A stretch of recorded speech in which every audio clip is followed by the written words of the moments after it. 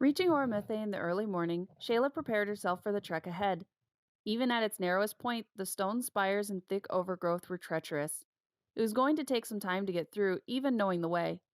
The entire time she traveled, she could feel eyes on her, sometimes catching glimpses in her peripheral vision. As a shadow like, semi amorphous humanoid being herself, she felt little threat from the Fae here. It was only non Fae who had anything to fear from the denizens of this area.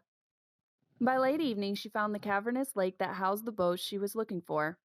It was clear that they were well used, and it would have been best to have a siren fae accompany her across the waters, but as long as the weather held up and she traveled during the day, she should find minimal trouble avoiding the larger sea beasts that sometimes migrate this way. What was important now was to get proper rest and set sail as soon as possible to make the most of her time. That said, she also needed something to use as bait, should she meet an unexpected guest.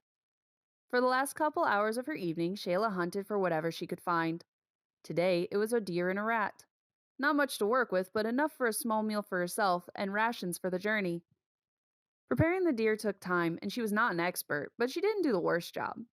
When she finished, she carefully washed herself off, wrapped the deer portions in her fur blanket as she hadn't previously thought to bring extra linens for such a task, and hoped beyond hope that she wouldn't need to use them in the coming days. Her task completed, she readied one of the boats, ensured its line was secured, made herself comfortable, and went to sleep.